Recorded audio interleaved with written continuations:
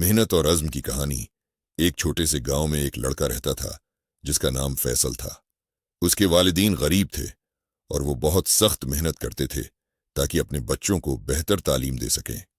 फैसल का ख्वाब था कि वो बड़ा आदमी बने और अपने खानदान की जिंदगी बेहतर करे, लेकिन उसके पास वसाइल कम थे और जिंदगी की मुश्किलात बेशुमार थीं। फैसल हमेशा किताबों में गरक रहता। गांव में न कोई लाइब्रेरी थी और न ही कोई बड़ी स्कूल। वो जो कुछ भी सीखता वो अपने उस्तादों से या फिर किताबों से ही सीखता। उसका दिल कभी नहीं हारा और वो दिन रात मेहनत करता रहा। जब दूसरे बच्चे खेलने जाते, फैसल किताबों में गरक रहता।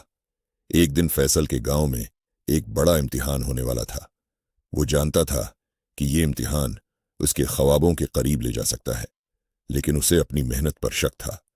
उसने दिल में फैसला किया कि वो अपनी तमाम तर तवानाई उस इम्तिहान में लगाएगा। इम्तिहान होगा के दिन जब नताइज आए तो फैसल ने सबको हैरान कुन नताइज दिए। वो पूरे गांव में सबसे ज्यादा नंबर हासिल करने में कामयाब हो गया। उसकी मेहनत, इज्म और सब्र ने उसे कामयाब कर दिखाया।